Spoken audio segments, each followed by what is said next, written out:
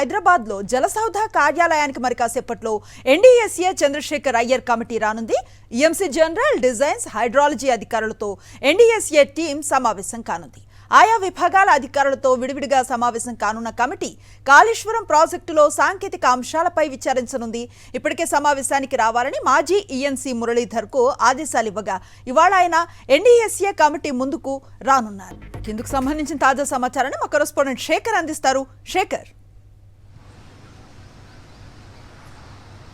Anusri, NDSA ఏర్పాటు చేసినటువంటి చంద్రశేఖర్ అయ్యర్ ప్రత్యేక నిపుణుల కమిటీ హైదరాబాద్ చేరుకుంది. జలసౌధ కూడా చేరుకుంది. ప్రస్తుతం ఈఎన్సీ జనరల్కి సంబంధించినటువంటి అధికారులతో సమావేశం ప్రారంభమైంది. ఇక దీని తర్వాత మళ్ళీ డిజైన్కి సంబంధించి సిడిఓకి సంబంధించినటువంటి అధికారులతో భేటీ కానుంది. దాని తర్వాత హైడ్రాలజీ డిపార్ట్మెంట్తో భేటీ కానుంది. మొత్తం 3 డిపార్ట్మెంట్లకు సంబంధించినటువంటి అధికారులతో ఈరోజు సమావేశం కానుంది. ఈ రోజు నుంచి 3 రోజుల పాటు హైదరాబాద్లోనే ఎన్డీఎస్ఏ టీం నిపుణుల కమిటీ పర్యటన ఉంది. 22వ తేదీ వరకు వరుస సమావేశాలు జరగనున్నాయి జలసౌధ కార్యాలయంలో. ఈరోజు 3 డిపార్ట్మెంట్లకు సంబంధించినటువంటి అధికారులతో విడివిడిగా భేటీ కానుంది.